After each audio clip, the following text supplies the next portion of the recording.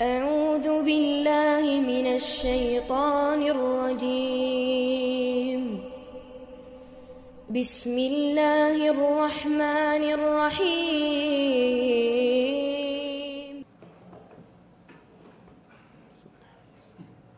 السلام عليكم ورحمة الله وبركاته. إن الحمد لله نحمده ونستعينه ونستغفره ونستهديه ونعوذ بالله من شرور أنفسنا ومن سيئات أعمالنا من يهده الله فهو المهتد ومن يضلل فلن تجد له وليا مرشدا. أشهد أن لا إله إلا الله وحده لا شريك له وأشهد أن محمدا عبده ورسوله. قال الله تعالى في كتابه الكريم: أعوذ بالله من الشيطان الرجيم. يا أيها الذين آمنوا اتقوا الله حق تقاته ولا تموتن إلا وأنتم مسلمون. يا أيها الناس اعبدوا ربكم الذي خلقكم والذين من قبلكم لعلكم تتقون. وبعد. معاشر المؤمنين rahimani wa rahimakumullah jami'an. Kita melanjutkan pembahasan kita tentang kitab Ushul Tsalatsah, ya, yang dimana masih tentang bab ma'rifatullah azza wa jalla, mengenal Allah azza wa jalla. Kita sudah bahas 5 hal, ada 12 perkara yang sangat penting yang kita hanya lakukan itu kepada Allah Subhanahu wa taala semata. Di antaranya yang ke-6 adalah babul al-khasyah, yaitu rasa takut. Rasa takut yang dibarengi dengan ilmu, ya, tentang yang kita takuti. Rasa takut yang dibarengi dengan ilmu yang tentang kita takuti ini hanya boleh kita lakukan kepada Allah azza wa jalla. Karena Allah Subhanahu wa taala memerintahkan kita hanya takut kepada Allah azza wa jalla. Takut dalam artian apa? Takut dalam artian ketika kita menyelisihi Allah azza wa jalla, maka Allah satu-satunya yang bisa memberikan kita adab. Allah satu-satunya yang bisa menghukum kita. Tapi kalau kemudian manusia yang lain ketika ingin memberikan madarat, maka tidak akan pernah mereka bisa memberikan madarat apapun makhluk itu kecuali atas izin Allah azza wa jalla. Makanya al-khasyah ini, ya, ini mirip-mirip dengan khauf, ya. Tapi khasyah ini lebih detail, di mana kita takut, ya. Kalau khauf itu takut yang wajar. Ketika kita bicara masalah al-khasyah, ya, maka kita takut yang dalam luar biasa, di mana rasa takut kita ini menjadikan kita semakin taat kepada Allah azza wa jalla, mendorong kita untuk menjauhi kemaksiatan, mendorong kita untuk menjauhi hal-hal yang Allah murkai. Ini khasyah. Makanya Allah Subhanahu wa taala berfirman di dalam surat Al-Baqarah ayat 150, kata Allah apa? Fala tahsyauhum wahsyauni, kata Allah Subhanahu wa taala. Maka janganlah kalian takut. Khasyah di sini takut yang disertai dengan apa? Ngerti siapa yang ditakuti dan bagaimana kemudian ketika kita melanggar yang kita takuti. Wahsyauni in kuntum mu'min, apabila kalian beriman. Kemudian juga kenapa? Alasannya adalah kita dapati bahwa orang paling takut kepada Allah azza wa jalla adalah para ulama. Kenapa para ulama? Karena khasyah ini harus dibarengi dengan kita faham kenapa kita takut kepada Allah azza wa jalla.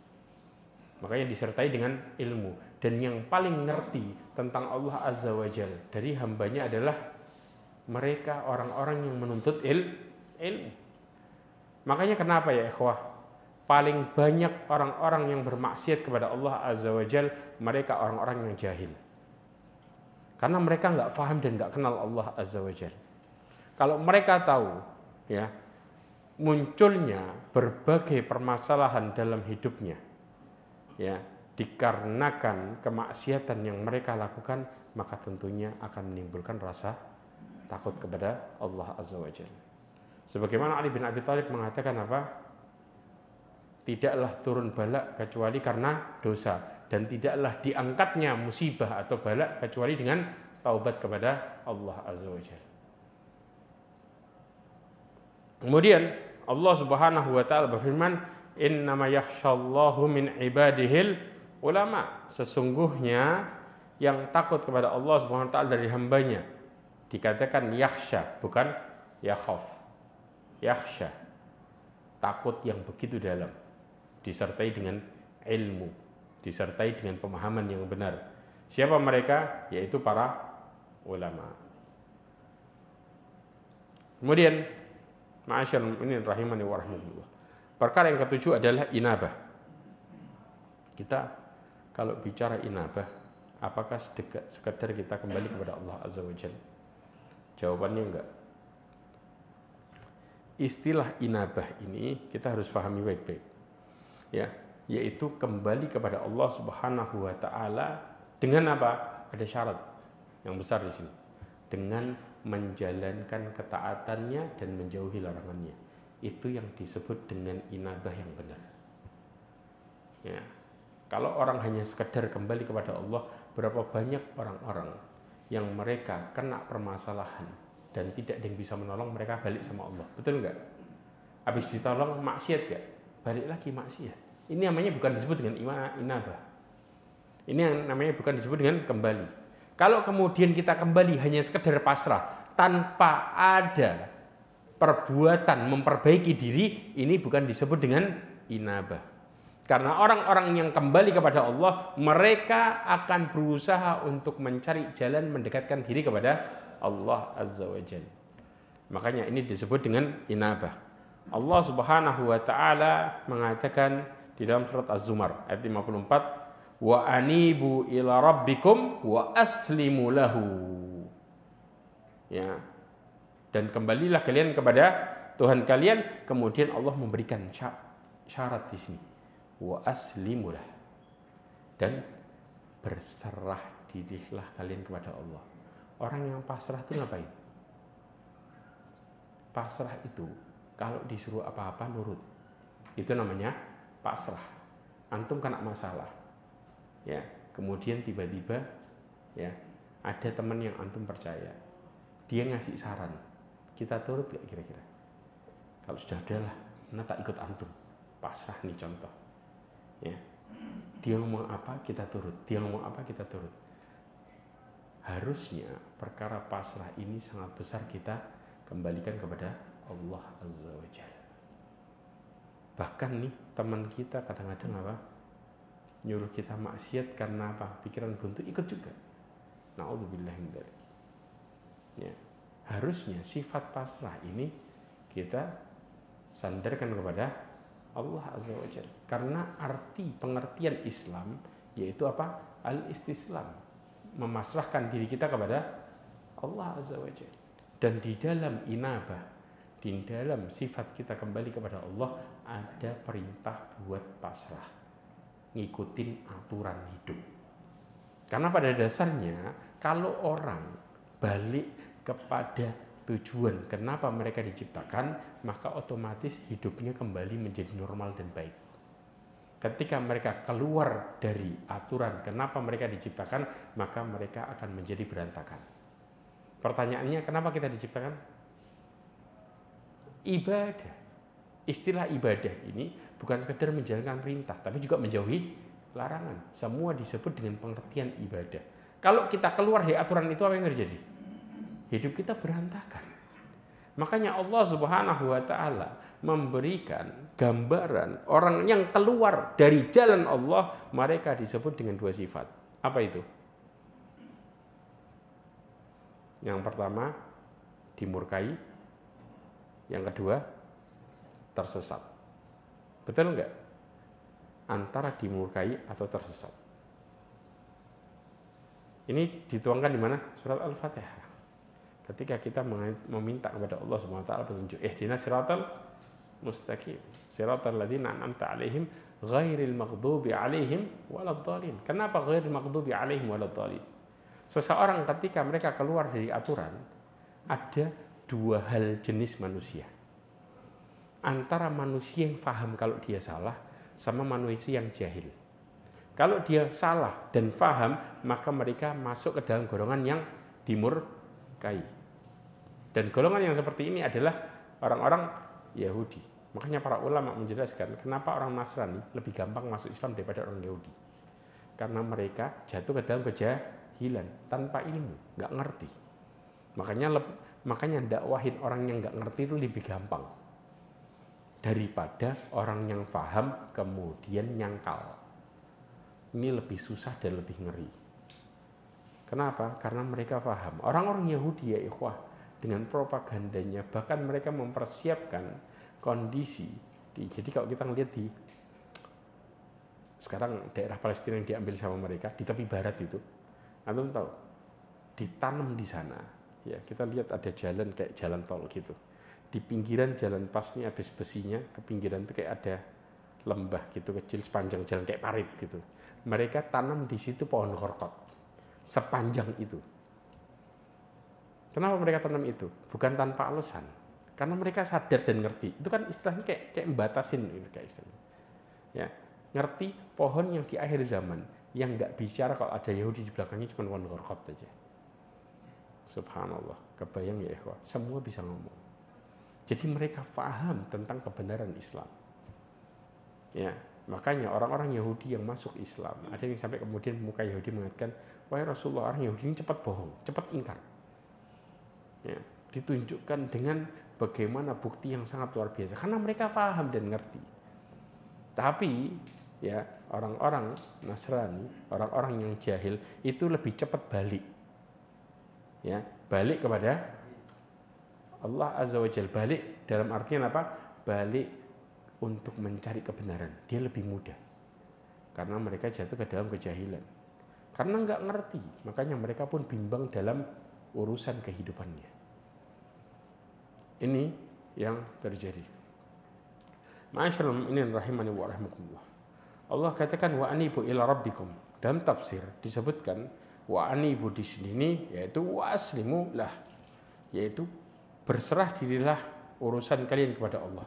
Berserah diri ya, ini ada dua pengertian. Ada namanya al-istislamu syar'i dan al-istislamu qauni. Paham ya? Istislam syar'i yaitu berserah diri pada hukum aturan Allah Azza wa Jalla. Dan ini yang diperintahkan di dalam ayat ini. Jelas? Kemudian ada juga yang disebut dengan al-istislamu qauni, yaitu berserah diri dengan ketetapan qauni, ya, berlaku kepada seluruh makhluk di langit dan di bumi. Aturan yang terjadi dari pergantian siang dan malam dan lain sebagainya, mereka ketika menjalani kehidupannya secara umum itu disebut dengan istislamu qauni. Paham? Kita ya kadang-kadang bisa menerima ini tapi nggak bisa menerima aturan. Padahal terjadi semua itu dengan baik kalau kemudian sebuah penduduk itu menerima aturan Allah Azza wa Jalla. Kalau enggak, kira-kira apa yang terjadi? Semuanya kacau. Antum tahu enggak? Ketika terjadi kiamat, apa yang terjadi? Tidak ada satu makhluk pun yang taat kepada Allah dan beribadah kepada Allah. Nyebutin nama Allah aja enggak. Akhirnya apa yang terjadi? Kemaksiatan yang dilakukan oleh seluruh penduduk bumi saat itu menjadikan bumi, langit dan semuanya hancur, murka. Makanya orang yang melihat kiamat adalah makhluk yang paling buruk. Karena mereka tidak mengikuti aturan. Allah Subhanahu wa taala ya menjelaskan tentang orang-orang ya, walau anna ahlal qura amanu wattaqau. Kalau seandainya penduduk sebuah negeri beriman dan bertakwa, bukan sekedar bumi aja yang baik, tetapi semua Allah jadikan penuh dengan kenikmatan. La fatahna alaihim barakatim minas sama'i wal ard. Kami akan bukakan pintu keberkahan dari langit dan dari bumi. Walakin kadzabu fa akhadnahum bima kanu yaksibun. Akan tapi mereka mendustakan Allah Azza wa Jalla. Ya ikhwah, kita kasih contoh lah.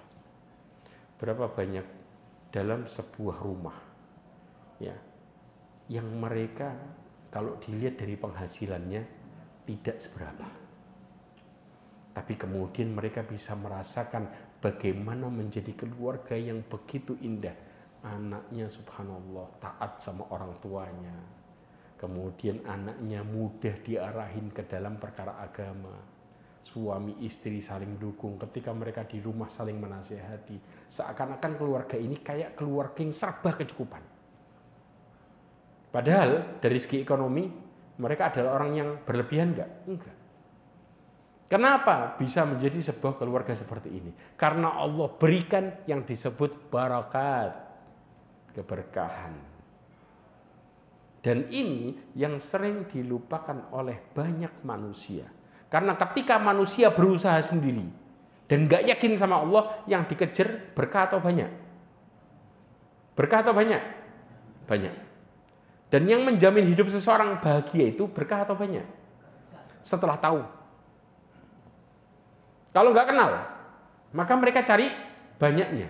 Begitu banyak, kemudian nggak bahagia. Caranya buat bahagia gimana? Cari kebahagiaan sendiri. Manusia ketika cari kebahagiaan sendiri, tanpa mengikuti aturan Allah, maka yang terjadi adalah kemaksiatan. Pasti, nggak mungkin tidak. Ada dua hal yang terjadi. Yang pertama, Allah Subhanahu wa taala mengatakan innan nafsa la'ammaratun bisu. Jiwa ya, itu sifat aslinya mengajak pemiliknya untuk melakukan kemaksiatan. Makanya manusia tanpa mengikuti aturan Allah kepinginnya maksiat terus. Betul enggak? Ya sudah, itu pasti sudah. Illa ma rahima rabbi, kecuali yang dirahmati sama Allah. Orang-orang yang bisa mengikuti aturan Allah, mereka yang dirahmati sama Allah. Baru mereka tahu mana yang baik, mana yang buruk. Kalau tidak, maka mereka pada dasarnya tidak bisa membedakan mana yang baik, mana yang buruk. Makanya barometernya adalah banyaknya sesuatu. Jangan jauh-jauh lah. Ketika kita melihat sesuatu ya dengan keinginan kita, maka orang yang buka puasa kepinginnya sebelum adzan, kepinginnya mejanya penuh. Betul enggak? Baru aman berarti. Ya enggak? Tapi begitu orang-orang yang mengikuti aturan, mereka tahu. Ya, mereka tahu bahwa ketika buka puasa itu sederhana dan nikmat lagi, itu sudah bisa memenuhi perut. Yang ikuti aturan, betul enggak? Sedangkan orang-orang yang lihat banyak tadi, begitu dirasakan nikmat atau nyiksa ujungnya persis. Karena mereka ngikutin sesuatu bukan pada tempatnya. Antum tahu, ngelihat lapar pakai mata. Makanya ngelasain lapar sama kenyangnya mata. Paham ya? Ini namanya nggak ngikutin aturan. Mereka kan jadi orang zalim di saat itu. Tapi kalau orang yang mengikuti aturan, maka mereka kondisinya jauh-jauh berbeda. Maka mereka tahu seberapa besar perutnya bisa makan. Seberapa banyak dia bisa makan. Dan dia sadar itu. Tapi kalau nafsu yang bicara, yang tanpa aturan tadi, tanpa aturan Allah, maka nafsu akan meletakkan tempatnya, mengukur sesuatu bukan pada tempatnya. Kayak lapar mereka ukur pakai mata. Nah, kayak kemudian kebutuhan mereka ukur sesuai dengan keinginan. Padahal kalau bicara keinginan ya ikhwah, tentang dunia, ada ujungnya enggak? Tidak. Jelas sampai di sini? Ya. Ini terjadi kenapa? Karena mereka tidak mengikuti aturan yang luar biasa. Ini yang kadang-kadang kita nggak sadar. Makanya orang yang kembali kepada Allah butuh apa? Butuh ikut aturan, baru mereka bisa kembali sebenarnya. Kemudian yang ke-8, al-isti'anah, meminta tolong kepada Allah Azza wa Jalla.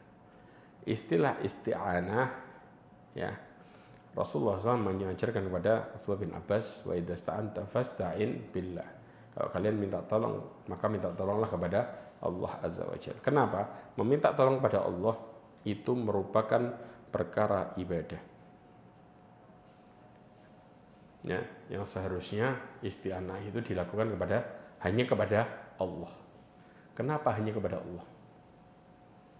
Ustaz, boleh nggak kita minta tolong sama manusia? Jawabannya boleh. Ada syarat besarnya. Ma'asyiral mu'minin rahimani wa rahimakumullah. Coba perhatikan ini. Dalam perkara isti'anah itu memiliki sebuah syarat mutlak yang kalau syarat ini tidak dipenuhi isti'anah itu ya ini isti'adah, meminta perlindungan, meminta pertolongan kepada makhluk itu hanya sekedar pada hal yang dia mampu ya, tapi tidak meminta tolong terhadap perkara-perkara yang tidak seharusnya. Saya kasih contoh. Hak masalah meminta tolong dalam perkara rezeki. Siapa yang punya urusan di sini? Allah. Jelas. Dalam menghilangkan rasa susah. Siapa yang bisa di sini? Allah. Dan ini yang sering kemudian diterjang oleh manusia. Kenapa? Antum tahu nggak? Orang kalau sudah ketutup hatinya, ini yang bahaya. Orang kalau sudah tutup hatinya kayak mayat hidup. Kenapa? Karena mereka nggak bisa berpikir perkara yang benar. Yang bisa menjadikan berpikir perkara yang benar dan buruk pakai apa? Pakai hati atau anggota tubuh? Hati. Nah, orang tidak bisa isti'anah, meminta tolong kepada Allah dengan sebenar-benarnya karena di saat itu kondisi mereka tertutup hatinya. Orang kalau sudah tertutup hatinya, maka mereka akan menjadi orang-orang yang jauh dari Allah Azza wa Jalla. Makanya Rasulullah SAW mengatakan wa idza sta'anta fasta'in billah. Kalau kalian meminta tolong kepada Allah, maka mintalah hanya kepada Allah Azza wa Jalla. Karena yang bisa menolong itu ya hanyalah Allah Azza wa Jalla. Ya, yang bisa menjadikan manusia itu memiliki keinginan untuk saling bantu membantu hanyalah Allah Azza wa Jalla. Makanya Rasulullah SAW mengajarkan kepada Abdullah bin Abbas beberapa perkara penting. Coba pegang ini baik-baik. Dalam hadis yang sering kita dengar, Rasulullah SAW mengatakan kepada Abdullah bin Abbas, dikatakan, ya ghulam, inni u'allimuka kalimat. Wahai anak, ini pelajaran buat anak yang di posisi berapa? Di posisi dasar. Anak yang sudah mulai berpikir. Karena Rasulullah mengajarkan kepada Abdullah bin Abbas umur 10 tahun. Itu bisa bayangin kan? Ya.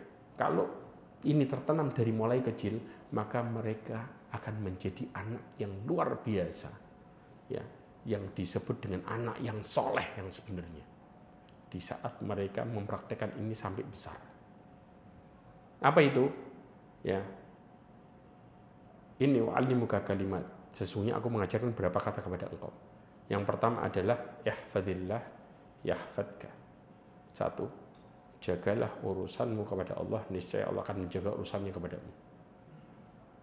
Kalau anak kecil diajarin bahwa semua yang dia inginkan hanya Allah yang memberikannya, semua kehidupan yang dia jalankan hanya Allah yang menjaminnya, maka di saat itu seorang anak tahu kemana dia harus menyelesaikan masalahnya. Jelas? Cara menjaganya gimana? Disebutkan apa? Hafidhu ala salawati was salatil wusta. Menjaga ketaatan, diantaranya menjaga salat, karena salat itu barometer. Orang kalau takut sama Allah, orang kalau mereka beriman sama Allah, salatnya benar. Paham? Kalau salatnya nggak benar, berarti imannya bermasalah.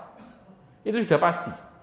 Karena Allah mengambil ya tolak ukur seseorang baik dan buruknya kelihatan dari ibadah salatnya. Dan ini nggak bisa dipungkiri. Orang mau mengatakan saya sudah ibadah dengan baik sama Allah, tapi salatnya pasti bermasalah, maka mereka bukan orang yang taat sebenarnya. Jelas? Oke. Kemudian yang kedua, ihfadillah tajidhu tujahak. Jagalah hubunganmu sama Allah, niscaya Allah akan selalu berada di hadapanmu. Engkau akan ditolong terus sama Allah, engkau akan diperhatikan sama Allah dari bangun tidur sampai tidur lagi. Artinya Allah akan bersamamu secara khusus. Sebagaimana kemudian Allah mengatakan, innallaha ma'al ladzina taqaw wal ladzina hum muhsinun. Allah bersama orang yang bertakwa dan orang-orang yang ihsan, yang mereka merasa diawasi oleh Allah Azza wa Jalla. Ihsan itu adalah tingkatan, kalau kita bilang dalam sebuah perkara Islam, ya, tingkatan tertinggi dari mulai Islam, iman, ihsan yang paling tinggi. Ihsan ini disebut sebagai kondisi seorang hamba dalam menjalankan aturan hidupnya. Kalau mereka selalu diawasi, contoh seorang bapak lagi ngajarin anaknya untuk sholat. Kalau bapaknya lagi ngeliati anaknya serius atau main-main, paham di sini ya? Tapi kalau kita dalam ibadah ngerasa Allah nggak ada, berarti kan kita lebih gampang menyepelekan atau ngerasa itu sebagai sebuah perbuatan yang sangat penting. Mana yang terjadi? Yang pertama, kenapa orang ngerasa ibadahnya cuma penggugur kewajiban? Karena mereka ngerasa Allah nggak ngawasi. Kalau ngerasa Allah ngawasi, nggak bakal mereka ngomong penggugur kewajiban. Justru habis ibadah, mereka ibadah lagi. Justru setiap mereka kena permasalahan, yang pertama kali mereka panjatkan siapa? Allah, selesai. Mereka nggak ngomong sama manusia. Kenapa? Ketika kita curhat sama orang tentang masalah hidup, masalah ya, paham ya? Kita punya permasalahan, kemudian kita ngomong sama orang, itu ngerusak sabar. Ada yang tahu? Karena yang memberikan kita ujian dan yang punya jawabannya adalah Allah. Begitu dua hal ini kita bicarakan ke orang, berarti siapa yang kita gibahin? Allah sedang kita gibahin ke orang. Antum bayangin, yang punya hidup kita lagi ngomongin, ya Allah, saya diginiin. Yang giniin siapa? Dia balikin semuanya ke Allah. Tapi ceritain ke orang, gimana hidup kita nggak mau berantakan? Karena kita nggak ada istilahnya apa? Ihfadillah tajidhu tujahak. Jagalah hubunganmu sama Allah, Allah akan berada di hadapanmu. Hilang tuh. Yang ketiga adalah wa idza sa'alta fas'alillah. Kalau kamu minta, mau doa apapun, kita minta sama siapa?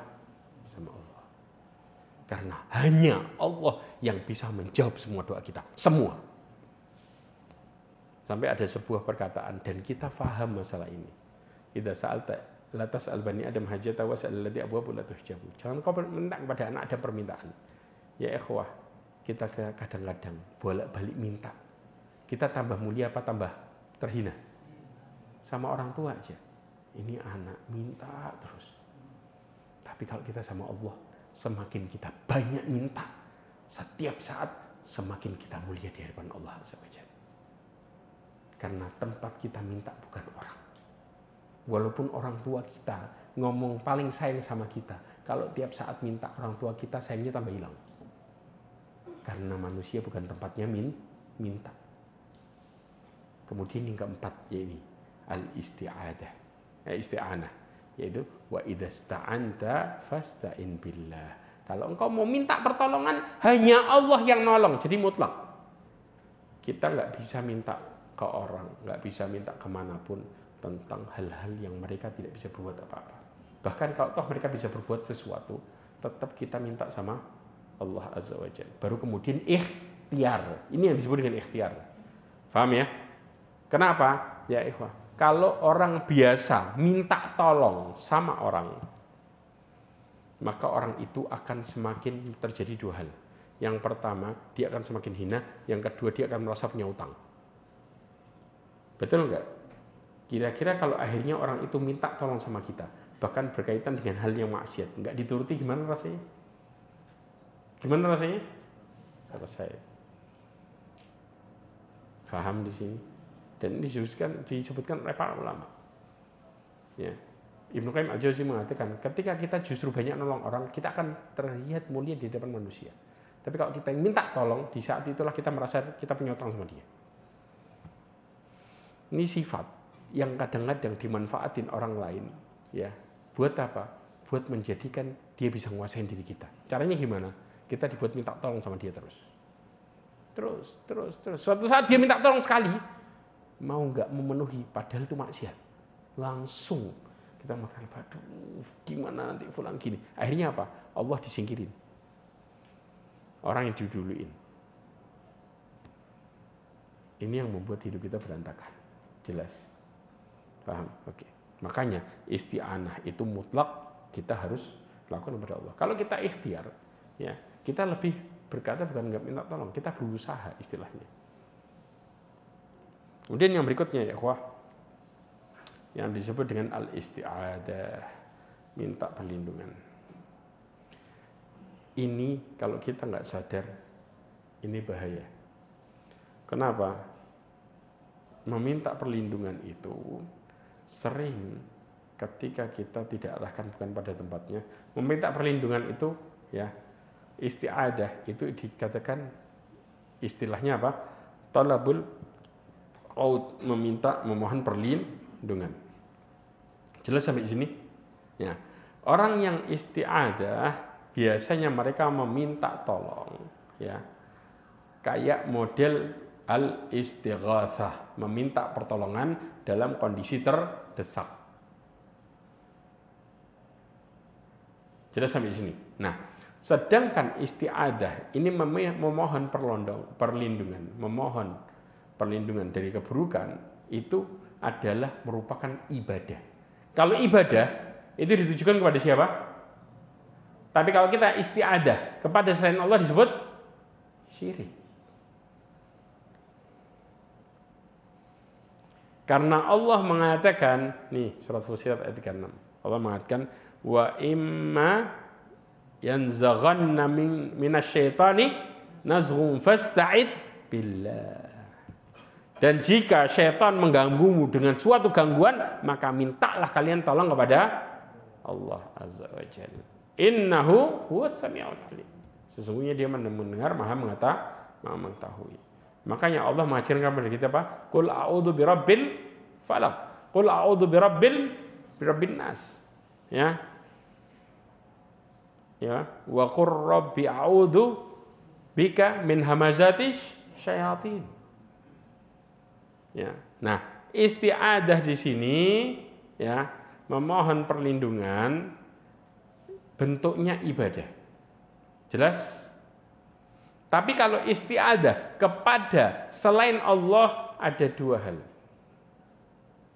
Pertama, ya, yaitu boleh hukumnya. Kalau perkara itu mampu dilakukan oleh makhluk, boleh. Ya, kita minta tolong, contoh ini kita tidur. Tolong banguni ya. Ya, maaf, kita meminta perlindungan kepada polisi. Paham ya? Ada orang pencuri, ya, sudah masuk rumah saya. Kalau kita cuma berdoa aja, minta tolong sama Allah Azza wa Jalla, meminta perlindungan kepada Allah Azza wa Jalla. Tapi ketika kita di saat itu, ya, tidak ikhtiar, maka nggak bisa. Tapi yang jelas dalam permasalahan ini, kalau dalam posisi apa, makhluknya bisa, jelas boleh di situ. Tapi kalau tidak mampu dilakukan oleh makhluk siapapun, mau jin mau manusia, maka judulnya syirik. Jelas?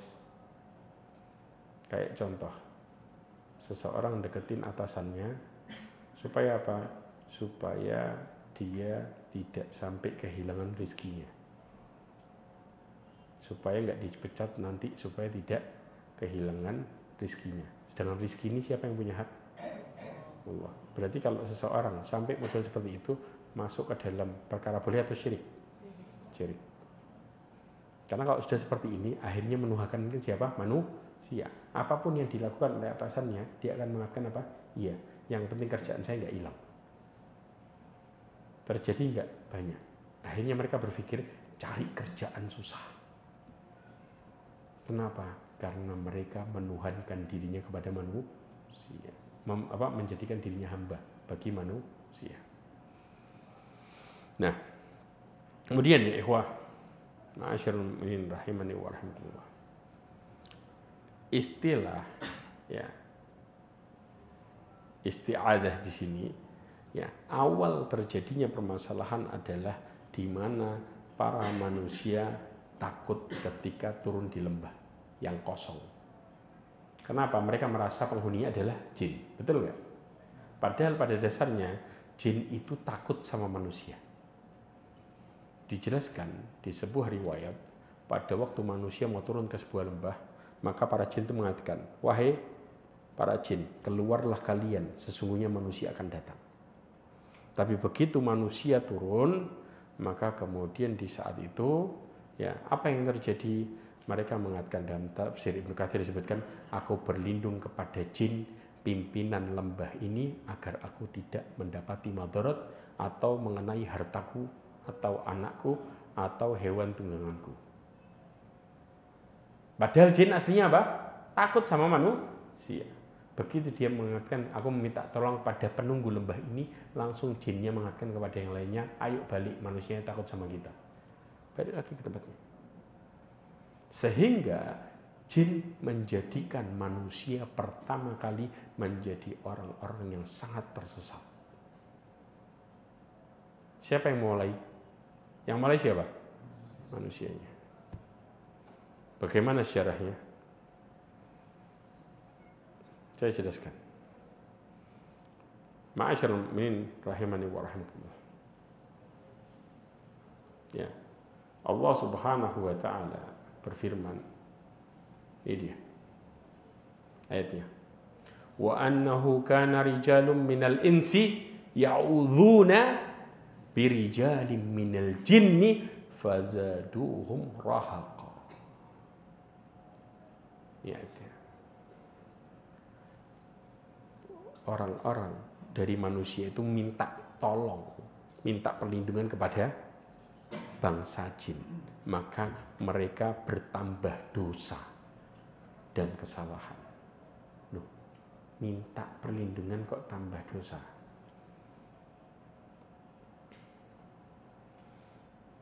Coba perhatikan ayat fazaduhum rahaqa. Ya. Disebutkan dalam tafsir Ibnu Katsir, yaitu manusia merasa semakin berdosa, para jin merasa semakin berani sama manusia. Makanya muncul kenapa jin bisa masuk ke tubuh orang. Aslinya mana yang lebih kuat, jin atau manusia? Persis. Tapi begitu orang imannya lemah, ya mereka mulai keyakinannya salah, mereka gampang untuk digoda. Fisik manusia bertambah lemah, jinnya akan semakin kuat. Jelas di sini. Jadi orang yang digoda sama jin pada umumnya imannya bermasalah. Sudah. Jangan tanya kok bisa, padahal orang gini. Orang itu bisa aja ibadah apapun. Tapi kalau keimanan sama Allah bermasalah, mereka disebut tetap bermasalah. Paham sampai di sini? Ya. Kemudian, kenapa Allah kasih alasan di sini? Karena manusia dan jin ini ngerasa saling apa? Saling butuhin. Ini yang ngeri. Allah mengatakan apa? Dan ini disebutkan di dalam surat Al-An'am ayat 128. Anda bisa buka. Allah mengatakan, wa yauma yahsyuruhum jami'an ya ma'syaral jinni qad istakthartum minal ins. Ya, pada hari di waktu Allah mengumpulkan mereka semua, maka Allah bertanya, wahai golongan jin, kenapa kalian menyesatkan banyak manusia? Apa kata? Yang jawab siapa? Yang jawab manusia. Wa qala awliya'uhum minal ins. Manusia masih alasannya. Karena manusia yang kepingin. Ya, Rabbana istamta'a ba'duna bi ba'di wa balaghna ajalana alladhi ajjalta lana. Ini alasannya. Maka Allah mengatakan dari golongan manusia mengatakan apa? Ya Allah, sesungguhnya sebagian dari kami telah mendapatkan kesenangan dari sebagian yang lain, yaitu apa? Dari bangsa jin tadi. Ya. Maka kami telah sampai kepada waktu yang telah Engkau tentukan bagi kami. Kenapa? Ini sudah sampai pada apa? Penghakiman. Digabungkan semuanya. Maka kemudian Allah mengatakan, qala an-naru mathwakum khalidina fiha illa ma syaa Allah. Dikatakan sesungguhnya neraka tempat kembali kalian, kekal di dalamnya. Karena ngerasa saling ada manfaat. Jelas di sini. Nanti saya jelaskan lagi, insya Allah ada di bab masalah agama. Kenapa orang itu bisa minta tolong kepada jin dan itu ngerasa halal? Karena mereka dalam pengertian syahadatnya salah. Ini yang bahaya. Nanti salahnya di mana? Saya akan pas pada penjelasannya saya akan jelasin secara detail. Kemudian disebutkan ya di dalam tafsir kenapa seseorang itu mereka menikmati apa yang mereka peroleh baik jin ataupun manusia. Di dalam tafsir At-Tabari disebutkan ya bahwa kesenangan yang diperoleh oleh jin dari manusia adalah apa? Pengagungan manusia terhadap para jin tatkala meminta perlindungan kepada para jin. Mintanya apa? Jangan ganggu. Jinnya tinggal ngomong apa? Sudah, jangan deketin. Cuman gitu toh. Padahal yang bisa menjadikan manfaat dan madarat sesuatu hanyalah Allah. Saya kasih contoh. Kita mau nolong orang. Tapi kalau kemudian Allah hilangkan kesempatannya, bisa kita nolong orang? Berapa banyak anak kita sendiri tolong Pak, tolong. Bapaknya ngomong, nak, bapak mau nolong sampai nangis-nangis, tapi nggak bisa apa-apa. Jelas? Paham di sini? Ini yang kemudian terjadi. Kita mau, anak kita lagi sakit. Lagi sakit. Anak kita minta nggak perlindungan kepada orang tuanya kadang-kadang. Pak, gimana saya ini kepingin sembuh. Bapaknya sampai lari ke sana, lari ke sini. Kalau Allah belum takdirkan buat sembuh, gimana bisa? Sampai bapaknya akhirnya apa? Ujung-ujungnya tahu. Ya Allah, tolong anak saya. Ya Allah, lindungi dia dari rasa sakitnya. Hilangkan sakitnya. Ini menunjukkan kita kayak gini bisa. Tapi giliran urusan sama jin dan lain sebagainya, maka iman kita kadang-kadang hilang. Na'udzubillah min dzalik. Makanya seorang orang tua yang sudah kebanyakan nonton sesuatu sama anak kecil yang masih polos, belum pernah lihat apa-apa, ketika jalan, maka lebih tenang mana? Seorang anak kecil. Maka mereka masih ke dalam fitrahnya. Sedangkan orang tua sudah bercampur macam-macam, sehingga mereka mulai merasakan apa? Kalau nanti diganggu sama syaitan gimana? Diganggu sama jin gimana? Padahal kita punya Allah. Dan lupa doa waktu itu. Kebayangan tuh ya ikhwah. Ini yang terjadi. Dan sedangkan manfaat manusia dari jin. Apa yang manfaatnya? Adalah di mana ya manusia mendapatkan kesenangan dari meminta tolong kepada jin. Jadi begitu ya dia bisa mendapatkan pertolongan dari jin, maka mereka senang. Itu yang terjadi. Jelas? Sedangkan jin kepada manusia adalah senang untuk disembah. Sehingga para jin mengatakan apa? Jin nanti akan ujung-ujungnya mengatakan ini. Jatuh dengan ini. Jin mengatakan, sungguh kita telah menguasai golongan jin dan manusia. Ini kata jin. Gara-gara banyak disembah. Ujung-ujungnya, akhirnya jinnya. Setiap awalnya, ingat stepnya baik-baik. Awalnya, ketika manusia minta pertolongan pertama kali sama jin, kira-kira jinnya ngasih syarat nggak? Tanpa syarat. Jelas? Begitu sudah nguasain manusia, maka jinnya mulai memberikan apa? Syarat. Kira-kira jinnya itu makan syarat tadi nggak? Makan syarat tadi nggak? Nah, contoh ya, ketika jinnya minta mahar, jinnya makan nggak maharnya tadi? Enggak. Tujuan maharnya apa? Tujuan maharnya adalah karena jin kepingin manusia tunduk dan mengagungkan jin. Tujuannya cuma itu. Jadi begitu manusianya nurut dengan mahar yang aneh-aneh, tujuannya cuma apa? Oh, berarti saya disembah dan ditaati. Begitu maharnya nggak dipenuhi, maka saat itu terjadi masalah. Jinnya nggak mengambil apa-apa, itunya bakal dibuang. Paham di sini? Karena tujuan mereka seperti ini. Inilah kalau salah minta perlindungan. Jelas? Tapi begitu kita minta perlindungan sama Allah, Allah melindungi kita. Jinnya bisa melakukan sesuatu, yang ada mereka akan semakin takut. Makanya apa kata iblis kepada Allah? Ya, dia akan selalu menggoda anak Adam, illa ibadika minhumul mukhlasin, kecuali hamba-hambamu yang ikhlas. Kalau sudah karena Allah selesai, mau dekat gak bisa, itu yang saya tidak bisa goda. Sisanya mereka akan ajak bareng-bareng sama jin untuk tersesat. Gimana mengagungkan dan memuliakan jin? Maka kenapa nggak boleh minta tolong sama jin? Alasan besarnya ini. Karena jin yang taat sama Allah, nggak mungkin dia mau saling tolong menolong sama manusia. Jelas? Mudah-mudahan ini jadi pelajaran buat kita semua tentang perkara al-isti'adah. Meminta perlindungan kepada Allah Azza wa Jalla. InsyaAllah yang berikutnya ya ikhwah, kita akan bahas masalah al-istighatsah, ya, kemudian juga ad-dabhu serta an-nadr, ya. Kemudian kita akan masuk ke dalam bab tentang mengenal agama Islam secara detail. Ini yang bisa saya sampaikan. Mudah-mudahan apa kita pelajari hari ini semakin bermanfaat, serta mudah-mudahan meningkatkan keimanan kita kepada Allah Azza wa Jalla. Mudah-mudahan Allah Subhanahu wa taala menjadikan kita hamba-hamba yang bertakwa, dijauhkan dari sifat syirik, dan serta mudah-mudahan Allah Subhanahu wa taala selamatkan kita di dunia dan di akhirat. Amin ya rabbal alamin. Subhanakallahumma bihamdika asyhadu an la ilaha illa anta astaghfiruka wa atubu ilaik. Wa akhiru da'wana alhamdulillah. Assalamualaikum warahmatullahi wabarakatuh.